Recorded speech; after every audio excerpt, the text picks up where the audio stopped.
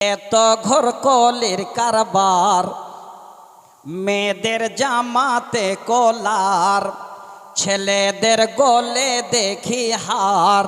কি ভাইয়া কি চাইয়া দেখায় কি সুন্দর, এত ঘর কলের কারবার, এত ঘর কলের কারবার।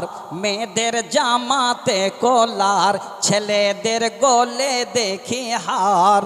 কি ভাইয়া কি চাইয়া দেখায় কি সুন্দর, এত ঘর কলের কারবার। মেয়ে এখন হইল পুরুষ, হাতে লয় না চুড়ি, গায়ে তাদের নাই ব্লাউজ, পরতে চায় না শাড়ি। মেয়ে এখন হইল পুরুষ, হাতে লয় না চুড়ি, গায়ে তাদের নাই ব্লাউজ, পরতে চায় না শাড়ি। দেখো বোরকা পরিয়া সাইনবোর্ড দেই যে উল্টাইয়া, ফেস কাটিং দেখায় কি সুন্দর, এত ঘর কলের কারবার চলছে বর্তমানে। 16 গিরা কাপড় লাগে ব্লাউজ ভাই, 10 গিরা বানাইলে দাদা কেমনে দেখা যায়। আগের যুগে নানীরা দাদিরা আমার মায়েরা তারা ফুল হাতা ব্লাউজ পরতো, লম্বা লম্বা ব্লাউজ পরতো। এমন ডিজিটাল জামানা আল্লাহ আমাদের দিয়ে দিয়েছেন, এখন ফুল হাতা ব্লাউজগুলো একদম হাফ হাতার থেকেও ছোট হয়ে গেছে, ফুল ব্লাউজ এখন হাফ ব্লাউজ হয়ে গেছে। এই জন্য কবি বলছেন 16 গিরা কাপড় লাগে ব্লাউজ ভাই, 10 গিরা বানাইলে দাদা কেমনি দেখা যায়। যেন বোয়াল মাছের পেটি, 12 হাতের শাড়ি পরছে মায়েরা, তারপরও তারা যেন তাদের ইজ্জত ঢাকাতে পারে না। কবি বলছেন যেন বোয়াল মাছের পেটি, যেন করে ঝিকিমিকি, পুরুষেরা দেখলে পরে করে যে হায় হায়, এত ঘর কলের কারবার। আল্লাহর কোরআন শোনেন। এবার ওই দুইজন মিলে আদম আর হাওয়া এত লজ্জা পেলেন, জান্নাতের গাছের পাতা টেনে টেনে তিনারা দুইজন এবার লজ্জা নিবারণ করেন। আমি বুঝাতে চাইলাম রে মা, এটা হলো প্রকাশ্য লজ্জা। 2টা উদাহরণ দিলাম, এবার 3 নাম্বার একটা সহিহ বুখারী মুসলিমের উদাহরণ দিচ্ছি। হাদিস নাম্বার 5135। যে মা বোন আমার বসে আছেন, আপনাদেরও কাজ হবে। হ্যাঁ বাবা আমার, আজকের দিনে উত্তর এরিয়ার মানুষকে আমি জানাতে চাই, অনেক বাবা আমরা আছে, যখন আমাদের মাথায় মেয়ে বড় হয়ে যায়, ওই টাইমে আমরা বিয়ে দেওয়ার জন্য ছটফট করি। আসলে মেয়ে বড় হলে একটা বাবার চিন্তা হয়। তবে শুনবেন যারা বাবা, একদম সহি হাদিস, কোথাও যেতে হবে না। শেখ সাহেব নুরুল সাহেব বসে আছেন, ওনার কাছে বুঝতে হবে না। মোবাইলটা বের করেন, এই হাদিসটা আপনারা, আমি এবারও পড়ছি, নাম্বার বলছি, সব কিছু বলছি, এখনই দেখতে পাবেন। যারা বাবা এখানে আছেন, এই কথাটা ভালো করে শুনে রাখেন। আপনার ঘরে যদি মেয়ে থাকে, সেই মেয়ে যদি সাবালিকা হয়ে যায়, মেয়েকে বিয়ে দিতে হবে, এটা আপনার কর্তব্য।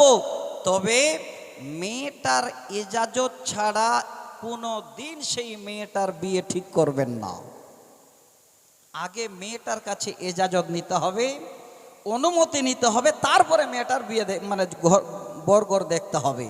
কিন্তু আমরা কি করি, কোনো একটা লোকের সঙ্গে বন্ধুত্ব হয়ে গেছে, গভীর সম্পর্ক, তার একটা ছেলে আছে, বাস ছেলের বাবার সঙ্গে কথা বলে নিল, হঠাৎ করে ডেকে পাঠালো, বাড়িতে এসে মেয়েকে বলছে বেটি তৈরি হয়ে যা, জামাই পেয়ে গেছে, বা তোর বিয়ে।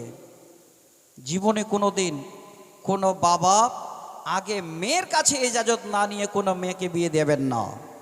সহিহ হাদিস। এবারও তো শোনাচ্ছি, নবীজি বলেন ওয়ালা তুনকাহুল বিকরু হাত্তা তুস্তাজানা।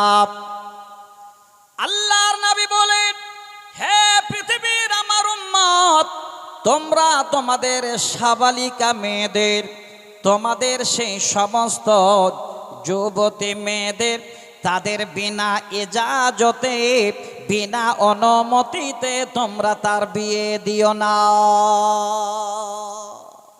সাহাবীরা দাঁড় হয়ে গেলেন, ইয়া রাসূলুল্লাহ, ওগো আল্লাহর রাসূল, ওই মেয়েটার অনুমতি কেমন, মেয়েটা কেমন করে আমরা অনুমতি পাব?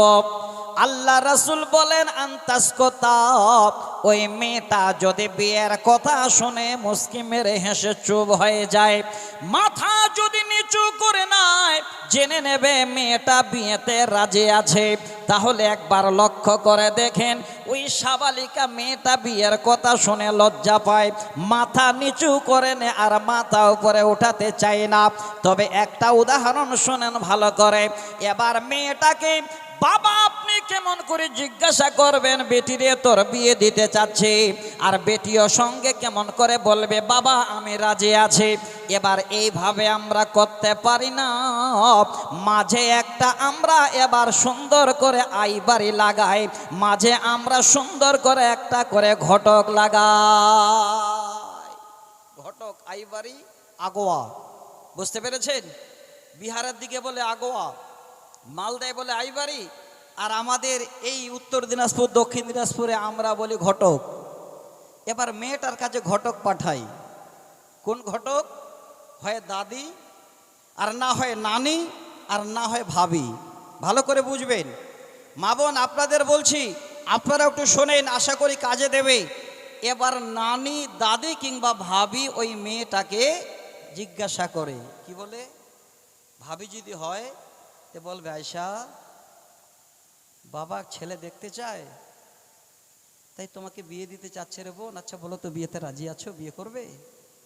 ভাবি যখন এই কথাটা বলবে, ওই মেয়েটা তারপরও লজ্জা পাবে, আনন্দে খুশিতে বলবে না হ্যাঁ বিয়ে করব বলো, বলবে না। দেখবেন ভাবির কথা শুনে মুস্কি মেরে হেসে লজ্জা পেয়ে এবার মাথা নিচু করে নেবে। নবীজি বলেন, ওরে পৃথিবীর উম্মাত, হে পৃথিবীর মেয়ের বাবারা, এটাই হলো তোমার মেয়ের জন্য ইজাজত। ও আন্তাসকতা, ওই মেয়েটা যদি আবার লজ্জা পেয়ে মাথা নিচু করে নিল, মুখ ফেটে আর কিছু বলতে পারে না, মাথা নিচু হয়ে গেল, জেনে নেবে এটাই হলো সেই মেয়েটির বিয়ের ইজাজত। বাবা, হে মা, আমি এই লজ্জার তিনটা প্রকাশ্য লজ্জার উদাহরণ দিলাম। এবার ঈমানি লজ্জার উদাহরণ তিনটা দিচ্ছি, খুব তাড়াতাড়ি করে। আশা করি আজকে আপনাদের বুঝে আসবে। আমি আপনাদের যেইভাবে ছাত্রদের পড়া হয়, দেখো আমার ছাত্র এখানে বসে আছে ভাই মহিদুর, আজকে আমার ছাত্র 4 বছরের, আমি পড়িয়েছিলাম। সব থেকে আমার ফেভারিট কিতাব ছিল কাসাসুন নবীন। যখন পড়াতাম সব তাকিয়ে তারা মানে পড়াগুলো শুনতো আর পড়তো, আর এত ভালো ছাত্র ছিল, সঙ্গে সঙ্গে পড়াগুলো করে নিত। তো আজকেও আমি আপনাদের অনুরোধ করছি, এই বিষয়টাকে বুঝাবার জন্য আমি খুঁটিনাটি করে বলছি, যেন বুঝতে পারি। মেন জায়গাটাতে আসলে আমাদের অন্তরটা ঠান্ডা হয়ে যাবে ইনশাআল্লাহ। এবার ঈমানি হায়া কাকে বলে, ঈমানি লজ্জা কাকে বলে, এই উদাহরণটা দিচ্ছি। ঈমানি লজ্জা মানে হলো আল্লাহর ভয়। শুনবেন ভালো করে, একটা উদাহরণ দিই। আপনাদের এই এরিয়াতে অনেক মরিচের ভিটা আছে, নাই ভাই? আছে। বাঁধাকপি আর ফুলকপি চাষ হচ্ছে না, হয় না এরিয়ায়? হচ্ছে তো। উদাহরণ দিই, চট করে বুঝতে পারবেন। জালসা শেষ হয়ে গেল 12টা 1টার সময়, এবার আপনি বাড়িতে যাচ্ছেন এই দিক দিয়ে, কিংবা এই নদী পার হয়ে পালিগাম, কিংবা এইদিকে আরো কোথাও যেতে যেতে দেখছেন রাত্রিবেলা এখানে কোনো মানুষজন নাই, সামনে ফুলকপি বা বাঁধাকপি বা অন্য কোনো ফসল লাগানো আছে। আপনি ভাবছেন বাড়িতে শুনেছিলাম আগামীকালকে সকালে হাট করতে হবে, তো সকালে আর হাট কি যাব, এখানে তো কেউ নেই, এ রাতের বেলায় 2-4টা ফুলকপি তুলে বেগে করে নিয়ে যাই তো আমার কাজ হয়ে যাবে। দেখেন ঈমানি হায়া কাকে বলে। এবার আপনি সাইকেল বা বাইক থেকে নামলেন, নামার পরে ওই ফুলকপি তুলতে যাচ্ছেন, আর হঠাৎ করে মনে পড়ল, কি আল্লাহ, এই ফুলকপির যিনি মালিক তিনি বাড়িতে ঘুমিয়ে আছেন, আমাকে দেখতে পায় না। আল্লাহ রাত্রিবেলায় এরিয়ার কেউ আমাকে দেখতে পায় না, কিন্তু মাবুদ আজকে তুমি আল্লাহ, যতই রাত হোক না কেন তোমার চোখে ফাঁকি দেওয়া পৃথিবীর বুকে কেউ পারবে না। হাত দিতে গিয়ে দাঁড়িয়ে গেলেন। আল্লাহ তুমি দেখতে পাচ্ছ, আল্লাহর ভয় হয়ে গেল, আপনার লজ্জা হয়ে গেল, আল্লাহ তুমি যেন আমাকে দেখছো। এবার বলবেন মাওলানা এটা কেমন উদাহরণ হলো বুঝতে পারলাম না। আল্লাহর কোরআন সূরাটির নাম হলো সূরা নিসা, আয়াত নাম্বার 1 শেষ অংশে আল্লাহ রাব্বুল আলামিন যেন নিজেই বলেন ইন্নাল্লাহা কানা আলাইকুম রাকিবা। আল্লাহ বলেন নিশ্চয়ই আমি তোমাদের উপরে নিগরান। আল্লাহ বলেন বান্দারে যে অন্ধকারে লুকিয়ে চুপিয়ে যা কিছু তোমরা করতে যাও, আমি আল্লাহ যেন সম্পূর্ণটাই তোমাদের কাছে তোমাদের উপরে দেখভাল করে। একবার চিন্তা করেন, এর নাম হলো ইমানি হায়াত। আপনার যদি ঈমান থাকে আপনার দ্বারায় কোনোদিন অন্যায় হবে না, আর অন্যায় করার আগে যেন আপনার ঈমান বাধা দিয়ে দেবে। প্রথম ছোট্ট একটা উদাহরণ দিলাম, এবার দ্বিতীয় একটা উদাহরণ নিন। ঈমানি লজ্জা কাকে বলে? হে মা বোন আপনাদেরও বলছি, ভালো করে শুনবেন। সূরাটির নাম হলো সূরা গাফির, আবার ওই সূরাটার নাম সূরা মুমিন বলা হয়। 40 নম্বর সূরার 19 নম্বর আয়াত।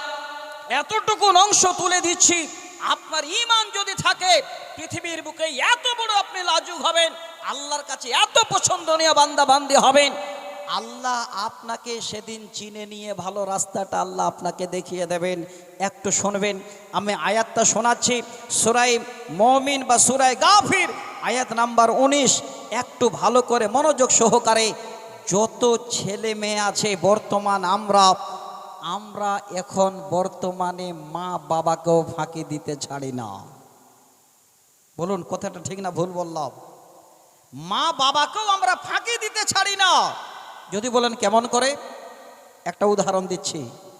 আজকে জালসার দিন, এই জালসার দিনে কোনো একটা বান্ধবী কোনো বন্ধুকে এবার দাওয়াত করেছে, বন্ধু আজকে আমাদের চোখ দিলালে জালসা, কলেজে একসঙ্গে পড়ি, তুমি দয়া করে একবার আসবে। এবার বন্ধু এসে হাজির, অপেক্ষা করছে কোথায়? দোকানের কাছে, রাস্তায়। শুনবেন, কোরআনের আয়াতটা বোঝাবার জন্য বলছি। এবার আপনি, আপনার ওয়াইফ, আপনার বড় মেয়ে, আপনার ছোট মেয়ে, আপনার ছোট ছেলে, মনে করেন পরিবারের 3-4-5 জন একসঙ্গে জালসায় আসছেন। আস্তে আস্তে আস্তে আস্তে যেই মেয়ে ফোন করেছে বন্ধুকে, এসে দেখছে সামনে দোকানের পাশে খেপা দাঁড়িয়ে আছে, সাথে বাবা আছে, মা আছে। মেয়েটা চিন্তা করছে এই মুহূর্তে এখন কি করা যায়। ছেলেটাও তো তাকায়। মেয়েটা মা বাবার সামনে তখন এই চোখ দিয়ে ইশারা করে বলছে, বন্ধু একটু অপেক্ষা করো, মা বাবার সাথে আছে, এখন কথা বলা যাবে না। দেখেন ঈমানি হায়া বুঝাতে চাচ্ছে। এবার চোখের ইশারা করলো ছেলেটাকে, মা বাবা বুঝতেও পারল না। আচ্ছা বলেন, যিনি চোখ বানিয়েছেন, যিনি চোখের এত পাওয়ার দিয়েছেন, যিনি পৃথিবীর বুকে মানুষ বানিয়েছেন, তিনি এই চোখের ইশারাটা বুঝতে পারেন কি পারেন না? একটু কথা বলেন, পারেন না? ঈমানি হায়া কাকে বলে দেখেন, আল্লাহর কোরআন বলছেন। আল্লাহ পাক বলেন ইয়ালামু খাইনাতাল আয়ুনি ওয়া মা তুখফিস সুদূর। আল্লাহ বলেন বান্দা তোমরা যদি চোখের ইশারায় কথা বলো, চোখ দিয়ে যদি কোথাও তোমরা ইশারা করো, আমি আল্লাহ তোমাদের চোখের ইশারা পর্যন্ত জানি। ওয়া মা তুখফিস সুদূর, তোমাদের হৃদয়ে লুকিয়ে লুকিয়ে ৭০ মগজ মাটির নিচেও যদি কোনো কল্পনা করে আমি আল্লাহ সেটাও যেন তোমাদের জানে। আল্লাহ বলেন বান্দা আমার কাছে ফাঁকি দেওয়া যেন তোমাদের কোনো উপায় নাই। আল্লাহ পাক এই জন্য বলছেন ওয়াইয়ালামু খায়িনাতাল আয়ুন, আমি তোমাদের চোখের ইশারা পর্যন্ত জানি। ওরে ভাই আমার, বোনেরা আমার, মায়েরা আমার, একবার ভেবে দেখেন ঈমানি হায়া যদি থাকে, এই চোখ দিয়ে ইশারাও যদি করতে চান, আগে চিন্তা হবে আল্লাহ কেউ দেখতে না পেলেও তুমি চোখের ইশারা পর্যন্ত দেখো। কত বড় লজ্জা, ঈমানি হায়া কত বড়। আর একটা ছোট করে উদাহরণ দিই, আমি খুব লম্বা করে উদাহরণগুলো দেব না, ছোট ছোট করে দিই, ভালো লাগবে। সূরাটির নাম হলো সূরা মুলক। অনেক মা বোন আছেন, অনেক বড় ফজিলত আছে।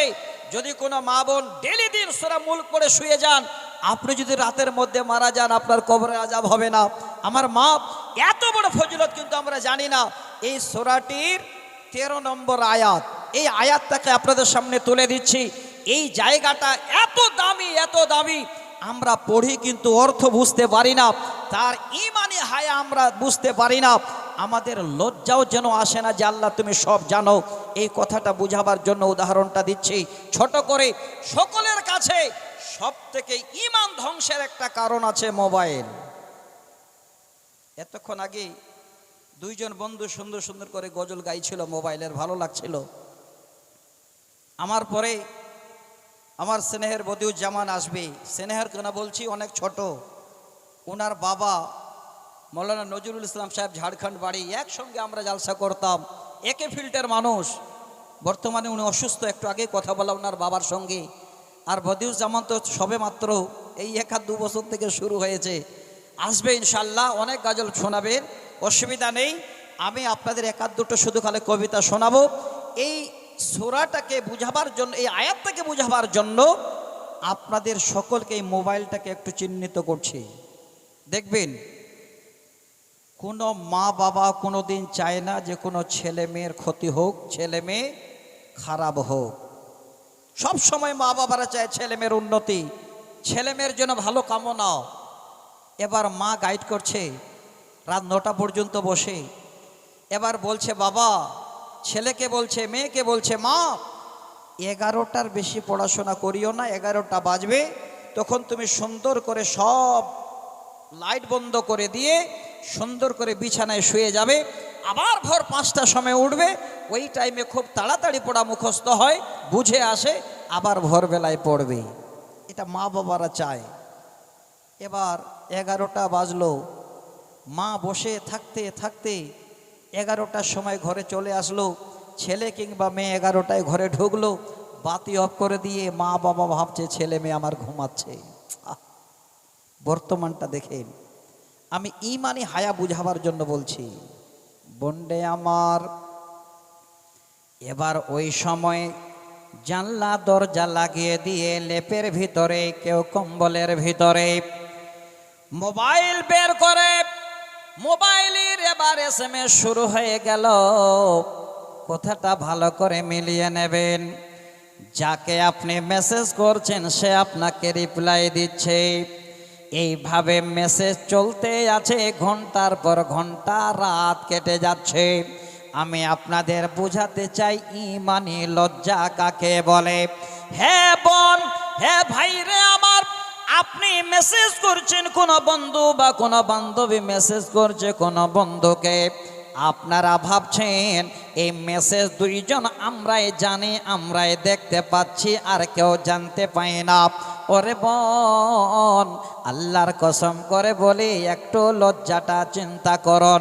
যত SMS করুন, যা কিছু লেখেন, আল্লাহ পাক সম্পূর্ণটাই যেন তোমাদের অবগত, সব আল্লাহ জানেন, সব দেখতে পান। আল্লাহ পাক বলেন ওয়া আসিররু কাওলাকুম আবিজহারু বিহি ইন্নাহু আলিমুম বিজাতিস সুদূর। আল্লাহ বলেন বান্দারে, তোমরা যদি আস্তে আস্তে কোনো কথা বলো, চুপি চুপি বলো কিংবা উঁচু আওয়াজে কথা বলো, আমি আল্লাহ সম্পূর্ণটাই তোমাদের যেন জানি বা শোনে। ইন্নাহু আলিমুম বিজাতিস সুদূর, নিশ্চয় আমি আল্লাহ তোমাদের অন্তরের খবর পর্যন্ত জানি। ওরে মা বোন, আজকে আমি আপনাদের বোঝাতে চাই, একটু ঈমানি লজ্জা, ঈমানি হায়া করুন, এটাই কমপক্ষে মাথায় রাখেন। আল্লাহ SMS লেখার আগে আমার আল্লাহ যেন সব দেখেন বা জানতে দুই প্রকার বললাম এই লজ্জা। এবার এই দুই প্রকার আপনাদের বুঝালাম। আবার একটা দামি কথা বলছি, অনেকে আমরা বলি যে মহিলাদের লজ্জা নাই, বলি না, মেয়েদের লজ্জা নাই। আমি আজকে উল্টো বলবো, পুরুষদের লজ্জা নাই। যদি বলেন কি করে, আমি একটা হাদিস শোনাচ্ছি, খুব ভালো করে শুনবেন। আবু দাউদের হাদিস, একদম সহি হাদিস, হাদিস নাম্বার 4114। যারা এখানে আছেন, আমি আপনাদের এই জন্য জোর দিয়ে বলবো, এই পার্শ্বে আপনার নদী আছে না, একদম কাছে, নদীতে গোসল করতে গিয়ে, বর্তমান এখন ডিজিটাল জামানা, আগে তো লুঙ্গি টুঙ্গি পরতো, এখন প্যান্ট পরে গা ধুইছে। বলুন ঠিক না ভুল বললাম? কেউ আবার লেংটি মেরে ঝাঁপাচ্ছে। কে বলেছিল আপনার লজ্জা হয় না? হে পুরুষ, আপনার লজ্জা নেই? আমি আপনাদের আজকে হয়তো কথাটা বলছি, খারাপ লাগতে পারে। আমার মায়েদের জীবনে অনেক গালি দিয়েছি আমরা, লজ্জা নেই, মায়েরা লজ্জাহীনা।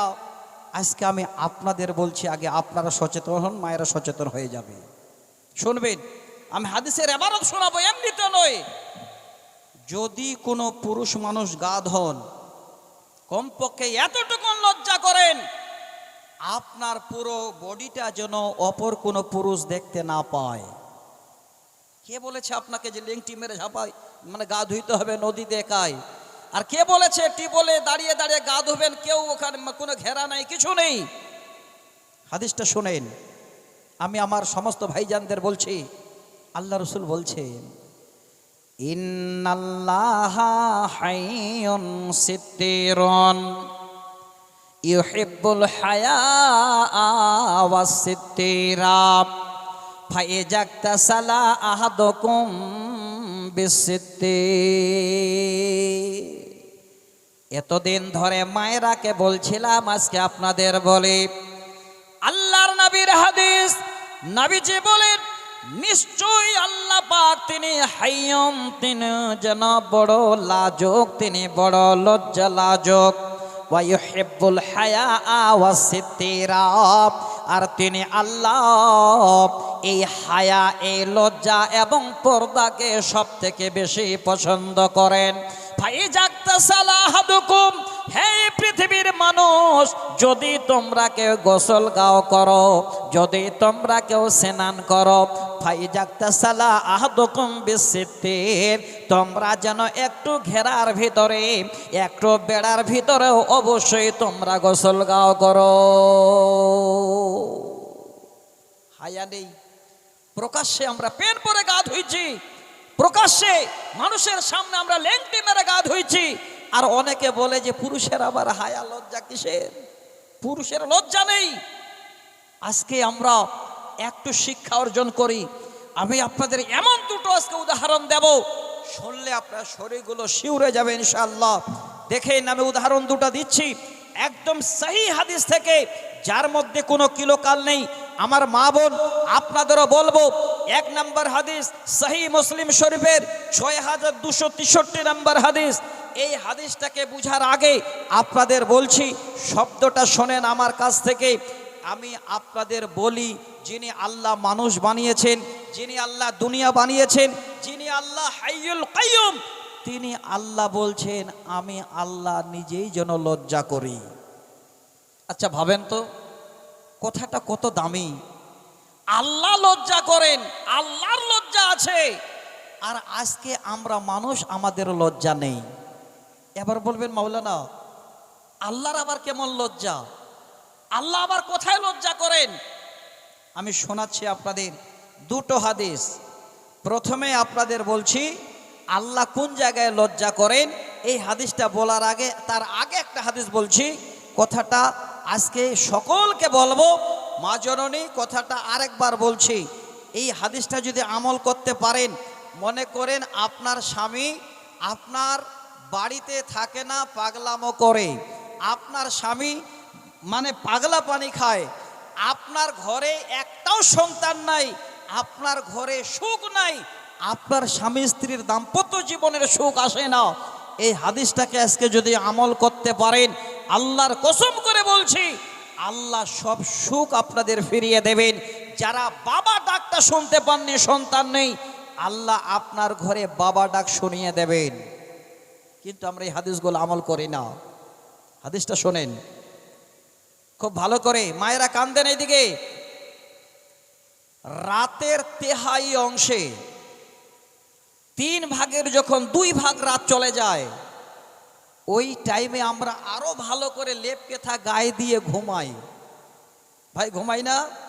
আর এখন বর্তমান মোবাইল তো আরো শেষ করেছে, মোবাইল জামানা খাইছে, শুনলেন না? এরপরে ফের দেখবেন টাকা জামানা খাইছে, বদুজ্জামান শোনাবে, না হলে আমিও শোনাতাম, টাকা তুমি জ্বালাইয়া গেলে সংসারের আগুন নিভাইয়া গেলা না, ও শোনাবে, তার জন্য শোনাচ্ছি না। আমি জানি যে ওই বদুজ্জামানের জন্য কিছু রেখে যেতে হবে, ওই শোনাবে আপনাদের কাছে। এবার আসেন, আমি যেটা আপনাদের বুঝাতে চাচ্ছি, 3/4 অংশে রাতের 3 ভাগের 2 ভাগ যখন চলে যায়, সহি হাদিস, আল্লাহ পাক সপ্তম আকাশ থেকে নিচের আকাশে নেমে আসে। আমরা হতভাগা, কি বলি মৌলানা, এত খাটি, আমার বরকত নেই কেন, আমার এরকম অবস্থা কেন, সবারে হয় আমার হয় না কেন? সব হবে আপনার। দেখেন হাদিসটা শোনেন, নবীজি বলেন, এই শেষ রাত্রি বেলায় আল্লাহ পাক সপ্তম আকাশ থেকে নিচের আকাশে নেমে আসে। আসার পরে আল্লাহ পাক নিজ আকাশ থেকে আওয়াজ দেয়, বান্দারে তোমরা আমার কাছে চাও, আমি আল্লাহ তোমাদের যা চাইবে তাই দেব। কয়জন চাই আমরা? ওই টাইমে ঘুমাই, চাওয়ার নিয়মটাও জানি না কিভাবে চাইতে হয়। শোনেন, চাওয়ার নিয়মটা বলছি। যেদিন বুখারী খতম করি আমরা, তার 4 দিন আগে এই দোয়াটা আমার ওস্তাদ আমাদের শিখাচ্ছিলেন। ডুকুরে ডুকুরে কাঁদছেন আর বলছেন, সমস্ত আমাদের সাথীদের শোনো, এই দোয়া পড়ে যদি আল্লাহর কাছে তোমরা চাও, যা চাইবে আল্লাহ তাই দেবে, আল্লাহ কোনোদিন ফিরিয়ে দিতে জানে না। কিন্তু আমরা জানি না, চাইতে জানি না। নিয়মটা বলে দিচ্ছি, শোনেন সবাইকে। আপনি দুঃখে আছেন, সুখের জীবন কাটাতে চান, আপনি ভাবছেন অভাবে আছেন, আপনি অভাব দূর করতে চান, সব আল্লাহ অভাব মিটিয়ে দেবেন। শুনবেন, আমি শোনাচ্ছি। ভোর বেলায়, গভীর রাত্রি বেলায় আপনি সুন্দর বিছানাটা ছেড়ে উঠে যাবেন, হাঁটতে হাঁটতে আল্লাহর ঘরে আসবেন, ওযু করে 2 রাকাত সালাত আদায় করবেন, নামাজ পড়বেন। নামাজ পড়ার পরে তারপরে আল্লাহর কাছে হাত দুটো উঠাবেন। মা বোন, আপনার স্বামী শুয়ে আছেন, স্বামী হয়তো উঠবে পরে, আগে উঠে যান, ওযু করে স্বামীর পায়ের পাশে যাই নামাজটা বিছিয়ে দিন, দেওয়ার পরে 2 রাকাত নামাজ পড়ে এবার হাতটাকে এইভাবে করে তোলেন। হাত কিভাবে তুলতে হয় আমরা জানি না, হাত তোলার 3টা পদ্ধতি বলে দিচ্ছি সহি তারিকাতে। 3 ধরনের হাত উঠাবেন আল্লাহর কাছে। 1 নম্বরে আমরা দোয়া করি, কেউ এইভাবে বুকের সামনে ধরি না, কিভাবে চাইতে হয় জানি না। আমার দিকে তাকান, এই হাতের তালুটা আপনার সরাসরি মুখের সামনে এইভাবে দেবেন, যা চাওয়ার আপনি চাইবেন। 1। 2 নাম্বার, হাতের তালু দুটো এইভাবে আকাশের দিকে দেবেন। মা বোন, আপনাদের বলি এইভাবে করে টেড়া বেঁকা নয়, হাতের তালু দুটো আকাশের দিকে দেবেন আর চাইবেন আল্লাহর কাছে। 2। 3 নম্বরে যদি বলেন আল্লাহ আমার খুব তাড়াতাড়ি প্রয়োজন, ওই 2 রাকাত নামাজ পড়ে এই হাত দুটোকে এইভাবে করে উপরে উঠাবেন, যত দূর আপনার হাত যাবে, আর ওই টাইমে আল্লাহর কাছে ডুকুরে ডুকুরে কাঁদবেন আর বলবেন আল্লাহ তুমি সব দিতে পারো, আল্লাহ তুমি সব দিতে পারো, তুমি এখন নিচের আকাশে নেমে এসেছো, আল্লাহ তোমার কাছে একটা সন্তান চাই, আল্লাহ তোমার কাছে রুজি রুটির বরকত চাই, আল্লাহ তোমার কাছে আমার স্বামীর জন্য ভালো কল্যাণ চাই। স্বামী বলবে আল্লাহ আমার স্ত্রীর দাম্পত্য জীবন সুখের জন্য আমরা কাটাতে পারি, সুখ চাই। আল্লাহ বলছেন বান্দা যা তোমরা চাইবে আমি আল্লাহ তাই তোমাদের দেব। কিন্তু হতভাগা আমরা ওই টাইমটাতে কেউ চাইতে জানি না। এক। দ্বিতীয় নাম্বার হাদিস, আল্লাহর যে লজ্জা আছে এই কথাটা বুঝাবার জন্য এবার হাদিসটা শোনাচ্ছি আপনাদের। আল্লাহর লজ্জা কেমন? নবীজি বলেন ইন্নাল্লাহা হাইয়ুন কারীমুন আলা আস্তাহি মিনার রাসূল ইলাইহি ইয়াদাইহি আইয়ুরাদ্দুহুমা সিফরান খায়বাতাইন। সহিহ হাদিস।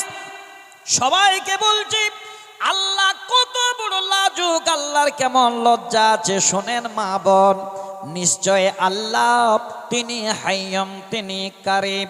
আনা আস্তাহি মিনার রাসূল ইলাইহি ইয়াদাইহি। আল্লাহ বলেন বান্দারে আমি তোমাদের মতো বান্দাদের দেখে যেন বড় লজ্জা করি, বড় লজ্জা পাই যখন তোমরা আমার কাছে বান্দা বান্দে হাত উঠাও। হে মা, হে বোন, আল্লাহ কেমন লজ্জা পান এবার বুঝাতে চাচ্ছি। আপনি চাইতে শুরু করলেন, ডুকরে ডুকরে কাঁদতে লাগলেন। আল্লাহর নবী বলছেন আইয়ুরাদ্দুহুমা সিফরান খায়বাতাইন। আল্লাহ বলেন বান্দা আমার কাছে ডুকরি ডুকরে তুমি চাইছো, কান্না করছো, আমি আল্লাহ তোমার এই হাতগুলোকে খালি হাত ফেরত দিতে আমি লজ্জা করি। আল্লাহ খালি হাত ফেরত দিতে লজ্জা করেন। সহিহ হাদিস।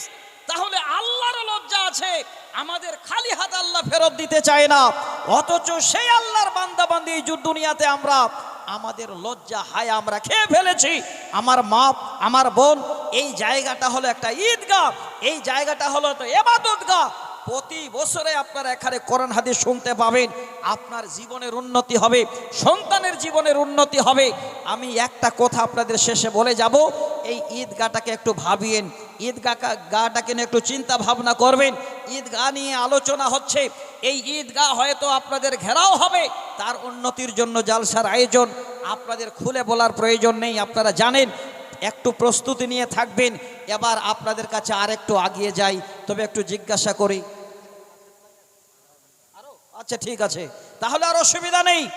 আপনাদের যতটুকুন দেওয়ার ছিল আমি দিতে পারবো না, তবে চটচট করে কিছু কথা বলে দিতে পারবো আরো।